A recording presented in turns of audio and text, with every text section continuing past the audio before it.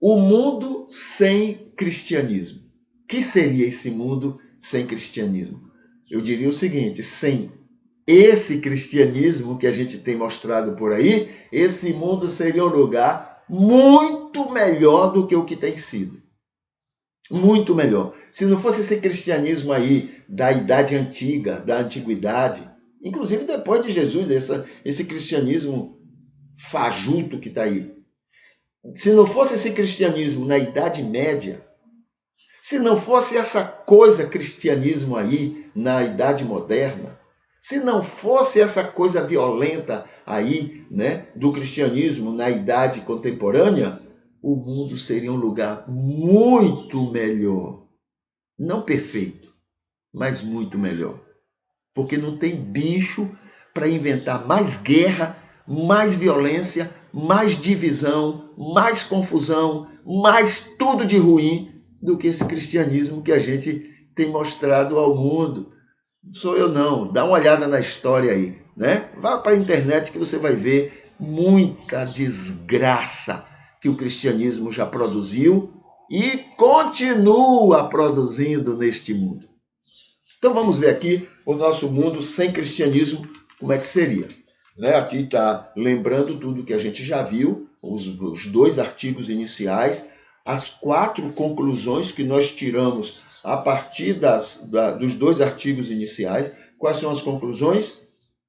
Primeiro, a neutralidade das religiões, religião em si, qualquer religião, nem é boa nem ruim, ela é neutra, não é boa e nem ruim, ela é neutra. Segundo, a composição das religiões, as religiões são formadas por trigo e por joio. Aí sim faz a diferença. O trigo pega qualquer religião e faz daquilo uma alegria para o coração de Deus. E o joio pega qualquer religião e faz daquilo uma alegria para o coração do cão. Do cão. Entendeu? Então, qualquer religião, qualquer religioso, se for trigo, vai ser bênção. Vai usar a religião para ser bênção ao mundo, para ser bênção a si, para ser bênção às pessoas ao seu redor. Mas se for joio, ele vai pegar a religião e vai transformar aquilo numa arma poderosa para prejudicar o mundo, as pessoas e tudo que Deus quer e tudo que Deus planeja. Entendeu? Então não é a religião que é ruim ou boa, é o indivíduo que usa a religião. A terceira conclusão, né, é o seguinte: a Bíblia diz que quem causa guerra não são as religiões. A Bíblia diz que quem causa guerra e todos os males sobre a face da terra é o amor ao dinheiro, ao amor às riquezas, é o amor ao lucro. É isso que a Bíblia diz. Pouco lembrado, né, pelo capitalismo cristão que tem aí. Mas é verdade. O amor ao dinheiro, o amor à riqueza, o amor ao acúmulo de riqueza, o amor à ganância é a causa de todos, com letra maiúscula inclusive, todos os males sobre a face da terra. A Bíblia que diz. Ninguém lembra isso, mas é a Bíblia que diz. O amor ao dinheiro, o capitalismo. Pronto, vamos botar o nome bonito? O capitalismo é a causa de todos os males sobre a face da terra. Não é a religião que é ocupada. As guerras vêm por causa do capitalismo. Hoje eu estava vendo uma reportagem. A China, veja só os exemplos que a China tem dado. Quando todo mundo saiu e começou a prejudicar e falar mal e fazer tudo aquilo contra o Afeganistão, não estou dizendo que os talibãs são bons, são maravilhosos, não estou dizendo isso não. Eu estou dizendo que quando todo mundo saiu atirando pedra, jogando, fazendo questão que tudo dê errado lá, tirando tudo possível para que tudo dê errado lá. Isso eu estou falando dos países cristãos. A China se manteve, não é que estava concordando com os talibãs, não, mas a China se colocou do lado do povo lá e disse: nós estamos aqui, somos seus amigos. Não quer dizer que concorde com o Talibã, não. Quer dizer que está a favor do bem daquele povo. Os capitalistas saíram e tiraram tudo possível para que tudo desse errado lá. Quem não era capitalista e nem cristão ficou como amigo. O que é que Jesus faria? Aquele papel diabólico dos capitalistas cristãos? Ou Jesus faria o que o comunismo chinês não cristão fez? O que é que Jesus faria? O seu Jesus, o que é que ele faria?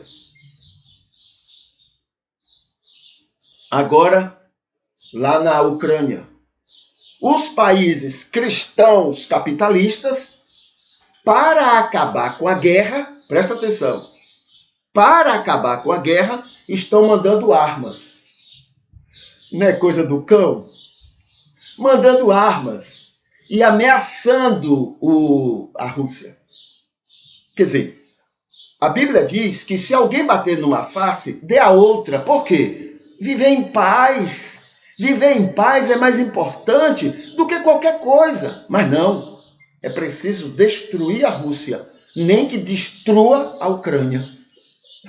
Os capitalistas cristãos estão falando isso. Aí a China diz: não, gente, vamos fazer a paz. Não vamos ficar criando guerra, não. Para que mandar arma? A guerra vai acabar, menos gente vai morrer se não mandar armas. Vamos criar amizade. O país não cristão, que não é capitalista, está dando um banho de cristianismo nessa bandidagem de cristãos que tem aí, mandando armas para acabar com a guerra. Esse é o cristianismo que a gente mostra para todo mundo. Quando as pessoas estão aí dizendo: olha, nós não queremos esse Deus, somos ateus, não é que eles estão rejeitando Deus, não. Eles estão rejeitando esse Deus eco que o cristianismo tem mostrado. Esse Deus eco sem importância, esse Deus eco que gosta de violência, esse Deus eco que gosta de guerra, morte, destruição, divisão, briga. Eles estão rejeitando esse Deus que o cristianismo mostra. Então, a Bíblia coloca: a verdadeira causa de todos os males não é a religião, é a ganância, a grana, o acúmulo de riqueza, capitalismo. Esta é a causa de todos os males. Mas não havia capitalismo naquela época, não havia esse nome, mas a ganância existia, a exploração existia. Entendeu? Não tinha esse nome, capitalismo, na época que a Bíblia foi escrita, esse texto, mas havia a ganância. Inclusive, vê lá, Tiago capítulo 5, o que é que a igreja de Jerusalém se tornou, lê lá. Muito bem. E o quarto item que a gente tem chamado a atenção nessa conclusão é a alienação diabólica do marketing. O marketing, sim, claro, não é mal, nem é bom, é neutro. Agora, quem é que usa, quem é que vai para a escola aprender marketing? Quem é que paga o marketing? É a arte de conhecer a mente da massa e manipular a mente da massa de uma maneira que pareça que a massa é livre, mas não. É tirar a liberdade da massa para que a massa faça aquilo que quem contratou queira que a massa faça. É o marketing, o marqueteiro. O marqueteiro do bem, são pouquíssimos.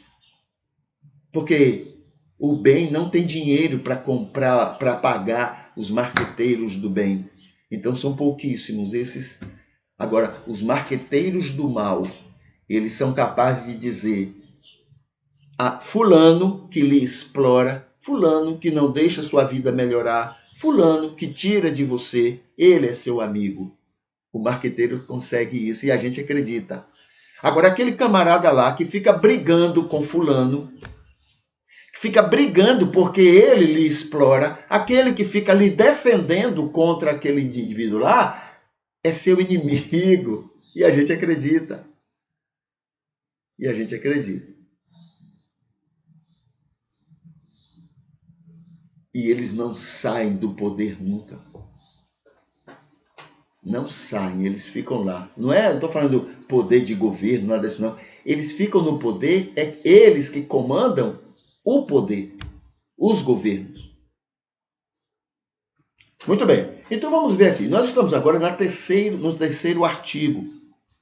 E no terceiro artigo tem aqui, né, a direita cristã, cristianismo do amor ao dinheiro lá na América, né? A direita cristã e a política externa dos Estados Unidos. Tá? Isso aqui não é um artigo qualquer, não. Isso aqui é um estudo científico, histórico, documentário que foi feito a respeito do cristianismo lá nos Estados Unidos no século passado. O título que eu coloquei, porque explica muito bem tudo o que acontece ali, é a liberdade cristã para tirar a liberdade dos outros. A gente quer a liberdade para a gente tirar a liberdade dos outros. Coisa do diabo, não tem nada a ver com Deus isso não. Vamos ver aqui. O texto, então, para hoje diz assim: a ideia era não somente montar uma campanha presidencial, mas construir uma duradoura plataforma política que pudesse, a partir do Partido Republicano, não quer dizer que sejam muito piores do que os democratas, mas mesma coisa lá, tá? Tudo farinha do mesmo saco. Lá para os partidos que poderiam existir diferente daquela coisa, né, não recebem dinheiro suficiente, né, para poder se manterem. Então, esses dois é que se mantêm lá no poder o tempo todo, mas é tudo representando a mesma ganância. Não tem são dois péssimos, só que existe um que é pior, que é o republicano.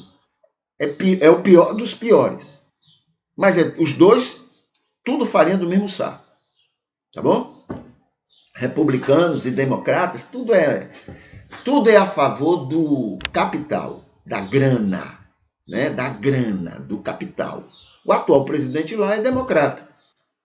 Mas não tem bicho mais capitalista do que ele. Quer dizer, tem. Bush foi, os republicanos são. Né? Eles brigam entre eles, os republicanos e os democratas brigam para saber quem é pior na questão da ganância. Então, muito bem.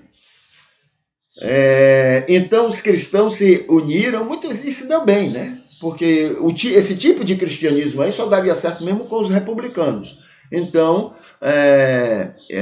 queriam trabalhar a partir dos republicanos, transformar os valores americanos, principalmente os temas de educação, família e do papel do Estado, né? A ideia era fazer uma plataforma para que sempre existisse esse ideal nos Estados Unidos, né? Então, eles queriam se infiltrar, e conseguiram, dentro do Partido Republicano, para que pudessem, então, os republicanos serem os porta-vozes dessa intolerância religiosa deles. Aí eu volto a lembrar aqui, é a liberdade dos cristãos para tirar a liberdade dos outros. Tá bom? Esse é o projeto, não é? Quando o cristianismo quer entrar na religião.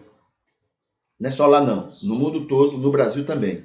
Toda vez que o cristianismo quer, né, entrar e fazer tudo isso, comandar a política, é para tirar a liberdade dos outros. A ideia é essa. A gente quer que eles sejam como a gente, creiam como a gente, pense como a gente, goste como a gente. É tirar a liberdade do outro. Ah, mas isso é de Deus. Não, isso não é de Deus. Isso é do campo. Deus respeita a individualidade das pessoas. Ah, mas essa liberdade eles usam errado. É problema deles. Não é você que vai... Cada um vai dar conta de si. E é assim que Deus age com a gente. É por isso que Deus permite as coisas. Porque Deus tolera, respeita. O mínimo que a gente poderia fazer é tentar imitar isso. Segundo, o ativismo cristão deveria estar em prol da mudança política. Aí tem, visando o radicalismo religioso contra todos e todas as religiões presentes na América. Então a ideia é sufocar as outras religiões e sufocar tudo que não fosse favorável, não é, aos interesses religiosos dos evangélicos lá nos Estados Unidos. Terceiro, não obstante tenham conseguido arrecadar 30 milhões de dólares, aí é que está o interesse grande, para sua campanha, através de fiéis e telespectadores da CBN. O CBN era o centro, né, de divulgação dessa ideia de tirar a liberdade dos outros. Os pouco mais de 1 milhão de votos, cerca de 9%, na hora, para fazer lá, porque eles têm eles têm, para saber quem serão os candidatos, eles têm então o grande encontro lá, chama a convenção, né? E aí conseguiram 30 milhões de dólares e conseguiram 9% dos votos para que a convenção aceitasse a indicação deles para quem seria o vice, né?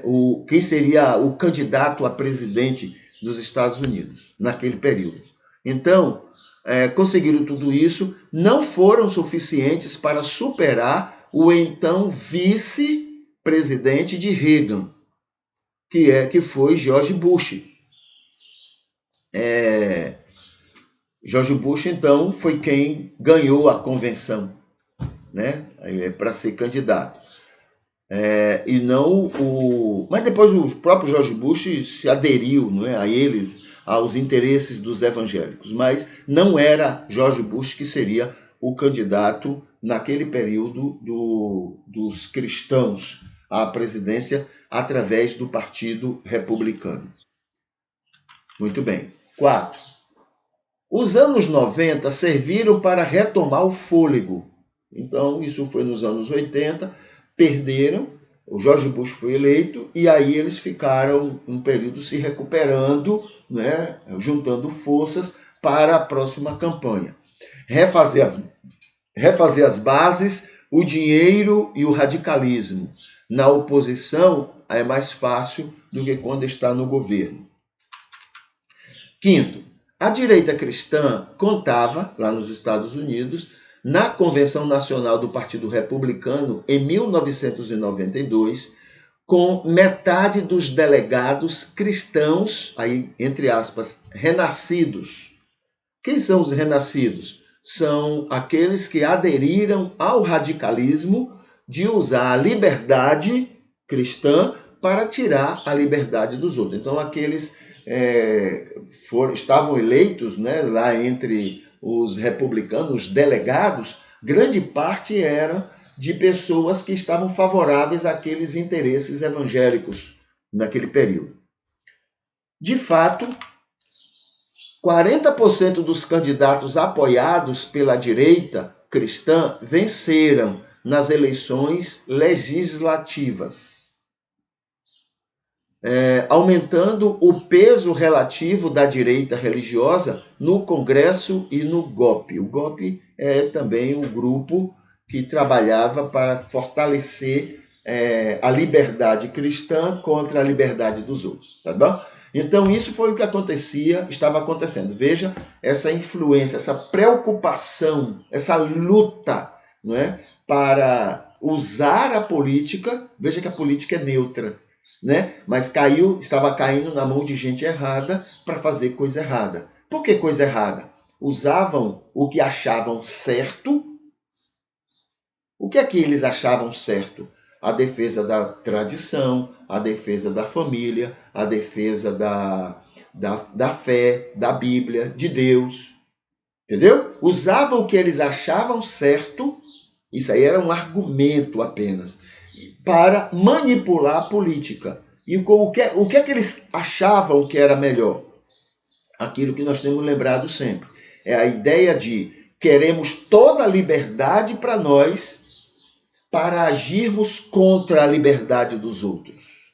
Nós queremos, porque nós sabemos usar a nossa liberdade. Eles não sabem. A nossa liberdade não prejudica eles,